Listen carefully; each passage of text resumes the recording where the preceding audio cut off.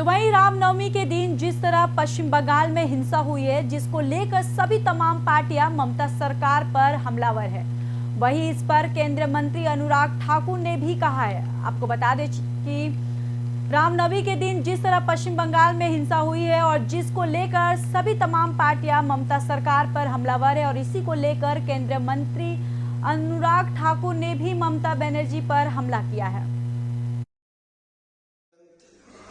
प्रासंगिक विषय भी है। दुनिया के एक हिस्से में जहां लंबे समय से युद्ध चल रहा है, वहीं भारत में भी देखूं तो जहां एक और शांति का वातावरण है, वहां पर भी रामनवमी की शोभा यात्रा पर उसको शांति से नहीं निकलने देते, ऐसी घटनाएं भी सामने आती हैं। जहां भारत के एक हिस्से में पश्चिम बंगाल की मुख्यमंत्री ये कह देती हैं कि हिंदू इस इलाके में ना जाएं, तो क्या मुख्यमंत्री ही समाज को बांटने पर आ गए, क्षेत्र को बांटने पर आ गई? अपने आप में चिंता का विषय खड़ा हो जाता है। किसी दुनिया के दो देशों के बीच में युद्ध चल रहा हो तो एक अलग बात है, लेकिन अपने ही देश में बंगाल और बिहार में जो स्थिति पैदा कर दो कि रामनवमी के समय भी आपको शांतिपूर्वक शोभा यात्रा ना निकलने दी जाए, आगजनी हो, पथराव हो, हत्या पर मजबूर कर दिया जाए, उस देश में जहां पर देश के प्रधानमंत्री दुनिया भर के देशों को कहते हैं this is not the era of war, ये युद्ध का समय नहीं है, this is the time to discuss, deliberate and be part of democracy and. Rajasthan के सरकारी doctor right to health bill के खिलाफ आंदोलन कर रहे हैं। वहीं आपको बता दें कि प्राइवेट डॉक्टरों के समर्थन में आए हैं और वो भी बुधवार को एक दिवसीय हड़ताल पर हैं, जिससे राज्य में कई जगह मेडिकल सर्विस प्रभावित हुई है। हालांकि भरतपुर, अलवर और उदयपुर सहित कई स्थानों पर कई सरकारी डॉक्टर अस्पतालों में लौट आए हैं और ओपीडी में मरीजों का इलाज भी किया है। वहीं इमरजेंसी सर्विस और हड़ताल से अलग रखा गया है। राजस्थान में सबसे बड़े सरकारी अस्पताल स्वाइन मानसिंह अस्पताल में हड़ताल का बहुत अधिक असर नहीं पड़ा। स्वास्थ्य मंत्री परसादी लाल मीणा के गृहनगर दौसा में भी ये सेवाएं प्रभावित रही हैं। तो बताते चले कि राइट टू हेल्थ बिल को लेकर डॉक्टरों का आंदोलन जारी है। इसके साथ ही आपको बताते चले कि बुधवार को भी एक दिवसीय हड़ताल पर डॉक्टर रहे और जिससे राज्य में कई जगह मेडिकल सर्विस प्रभावित हुई है। हालांकि भरतपुर, अलवर और उदयपुर सहित कई स्थानों पर कई सरकारी डॉक्टर अस्पतालों में लौट आए हैं और ओपीडी में मरीजों का इलाज भी किया है।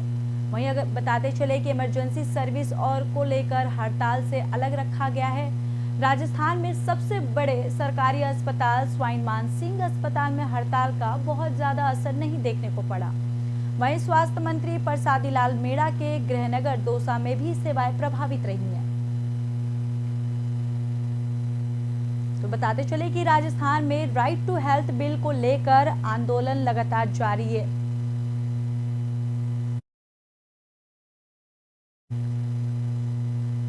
तो आपको बताते चले कि राइट टू हेल्थ बिल को लेकर राजस्थान में लगातार आंदोलन जारी है और इसी को लेकर बुधवार को भी एक दिवसीय हड़ताल पर डॉक्टर रहे थे और जिससे राज्य में कई जगह मेडिकल सर्विस भी प्रभावित हुई थी।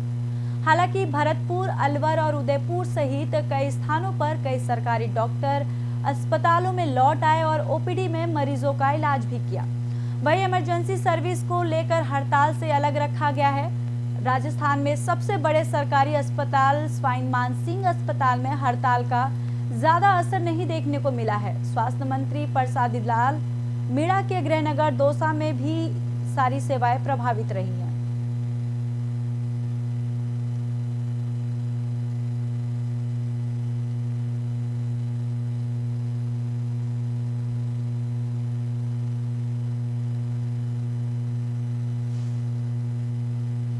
तो आपको बताते चले कि राजस्थान में राइट टू हेल्थ बिल को लेकर डॉक्टरों का लगातार हड़ताल जारी है। इसको लेकर बुधवार को भी एक दिवसीय हड़ताल पर डॉक्टर रहे हैं और जिससे राज्य में कई जगह मेडिकल सर्विस प्रभावित हुई है। हालांकि भरतपुर, अलवर और उदयपुर सहित कई स्थानों पर कई सरकारी डॉक्टर अस्पतालों में लौट आए और ओपीडी में मरीजों का इलाज भी किया है। वहीं आपको बताते चले कि इमरजेंसी सर्विस को लेकर हड़ताल को उससे दूर रखा गया है। दरअसल राजस्थान में सबसे बड़े सरकारी अस्पताल स्वाइन मानसिंह अस्पताल में हड़ताल का बहुत ज्यादा असर नहीं देखने को मिला है।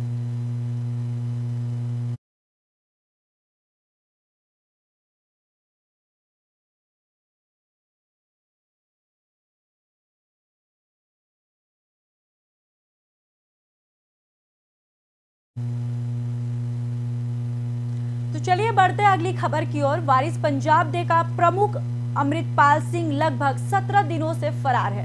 पंजाब पुलिस अमृतपाल की तलाश में पंजाब से लेकर आसपास के राज्यों में भी सर्च ऑपरेशन चला रही है। विदेशों में बैठे खालिस्तानी समर्थक अमृतपाल पर कार्रवाई को लेकर जहां बार बार विरोध प्रदर्शन करते नजर आ रहे, वहीं देशों में रह रहे भारतीयों का भी अपना निशाना बना रहे।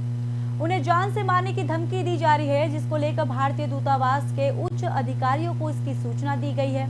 वहीं friends of Canada and Indian foundation president Maninder Singh Gill द्वारा इस मामले को संज्ञान में लिया गया, जिसको लेकर उन्होंने रॉयल कैनेडियन माउंटेड पुलिस के प्रमुख को पत्र लिखकर मामले की जानकारी दी और उनसे इस कड़ी में कार्रवाई की भी मांग की है।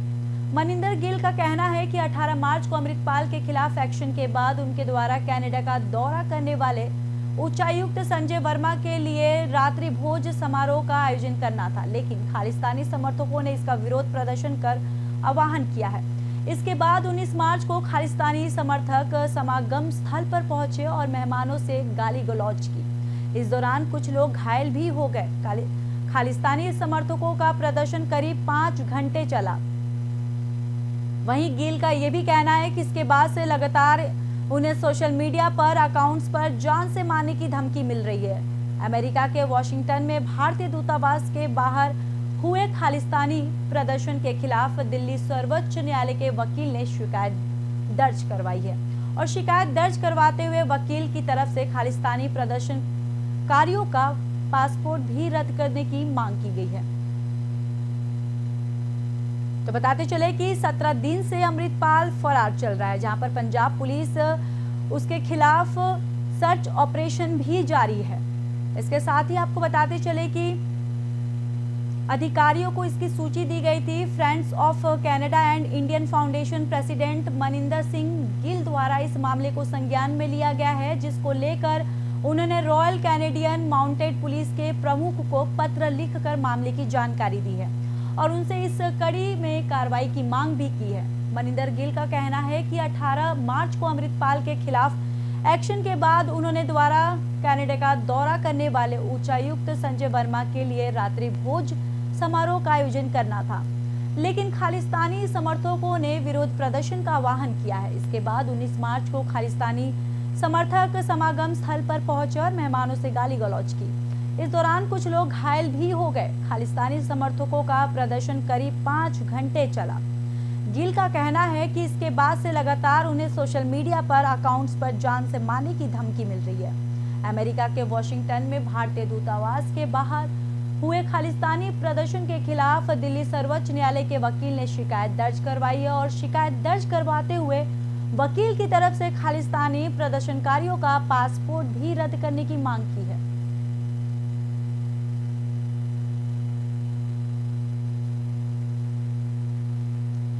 तो 17 दिन से अमृतपाल फरार चल रहा है, जिसको लेकर पंजाब पुलिस लगातार सर्च ऑपरेशन जारी रखी है। वहीं आपको बता दें कि उच्चायुक्त संजय वर्मा के लिए रात्रि भोज समारोह का आयोजन करना था, लेकिन खालिस्तानी समर्थकों ने विरोध प्रदर्शन का आह्वान किया। इसके बाद 19 मार्च को खालिस्तानी समर्थक समागम स्थल पर पहुंचे और मेहमानों से गाली गलौज की और इस दौरान कुछ लोग घायल भी हो गए। वहीं खालिस्तानी समर्थकों का प्रदर्शन करीब 5 घंटे चला। गिल का कहना है कि इसके बाद से लगातार उन्हें सोशल मीडिया पर जान से मारने की धमकी दी जा रही है। दरअसल अमेरिका के वॉशिंगटन में भारतीय दूतावास के बाहर हुए खालिस्तानी प्रदर्शन के खिलाफ दिल्ली सर्वोच्च न्यायालय के वकील ने शिकायत दर्ज करवाई है।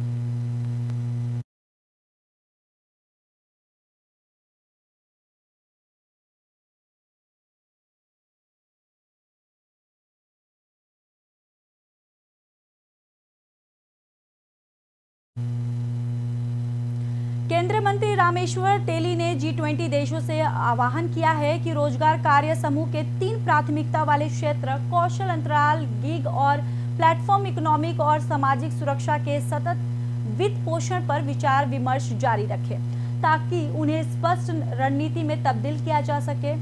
केंद्रीय मंत्री ने दूसरी EWDG बैठक के उद्घाटन सत्र को संबोधित करते हुए कहा कि फरवरी में जोधपुर में पहली बैठक के दौरान उल्लेखनीय प्रगति हुई है। G20 प्रतिनिधियों, ज्ञान भागीदारों और मेहमानों के सामूहिक प्रयासों ने कार्यकारिणी समूह के 3 प्राथमिकता वाले क्षेत्रों के लिए एक ठोस नींव रखी है।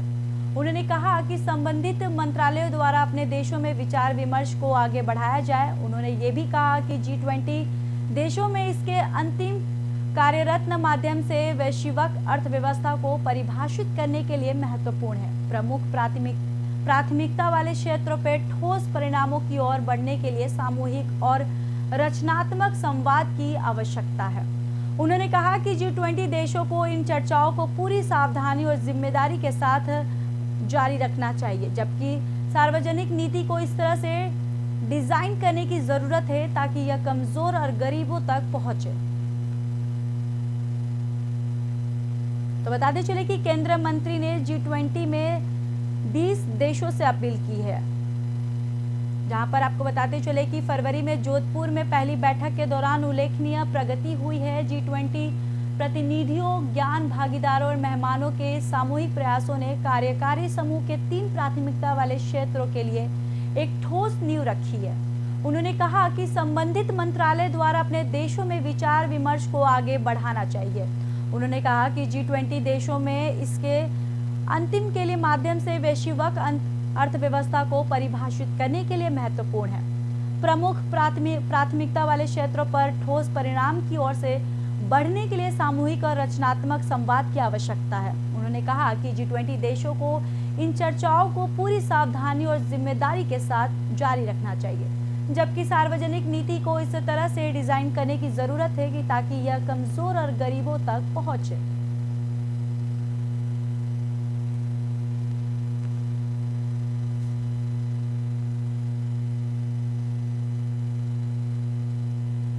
तो वहीं ट्विटर के CEO एलन मस्क अपने हैरान करने वाले फैसलों के लिए जाने जाते हैं और आज सुबह लोगों ने ट्विटर के इतिहास के सबसे बड़े बदलाव को देखा।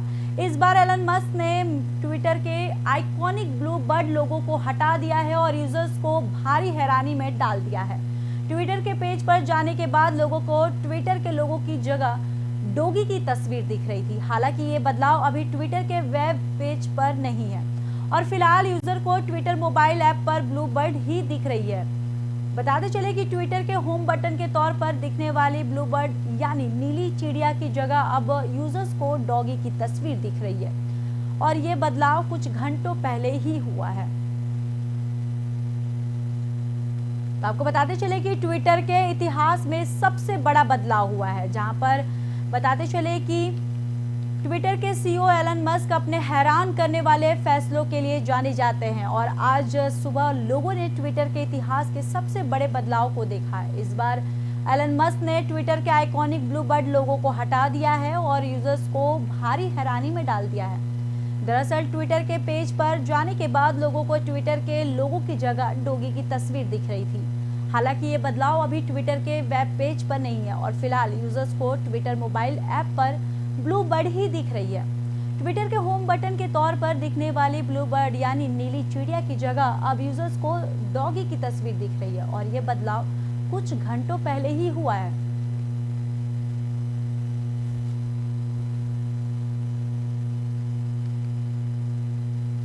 राजस्थान के मुख्यमंत्री और पूर्व मुख्यमंत्री दोनों ही कोरोना संक्रमित हो गए हैं। सीएम अशोक गहलोत और पूर्व सीएम वसुंधरा राजे ने ट्वीट कर अपने कोविड पॉजिटिव होने की जानकारी दी है। आपको बताते चले कि मंगलवार को सीएम गहलोत ने ट्वीट कर लिखा कि पिछले कुछ दिनों में देश भर में कोविड के मामले बढ़ रहे हैं। मैं स्वयं भी हल्के लक्षणों के साथ कोविड से संक्रमित हो गया हूं। डॉक्टरों की सलाह के मुताबिक अगले कुछ दिन निवास से ही कार्य जारी रखूंगा और आप सब सावधानी बरतें और कोविड प्रोटोकॉल का पालन करें। तो बताते चले कि सीएम गहलोत अब पूर्व सीएम वसुंधरा राजे भी कोरोना पॉजिटिव हो गए हैं, जिसकी जानकारी स्वयं सीएम अशोक गहलोत और पूर्व सीएम वसुंधरा राजे ने ट्वीट कर अपने कोविड पॉजिटिव होने की जानकारी दी है।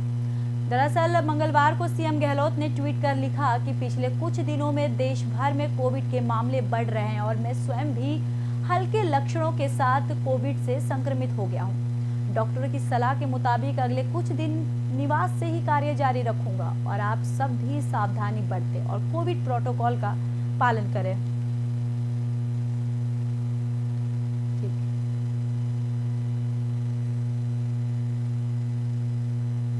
तो फिलहाल इस बुलेटिन में इतना ही। बाकी देश और दुनिया की खबरों के लिए देखते रहिए ओंकार न्यूज।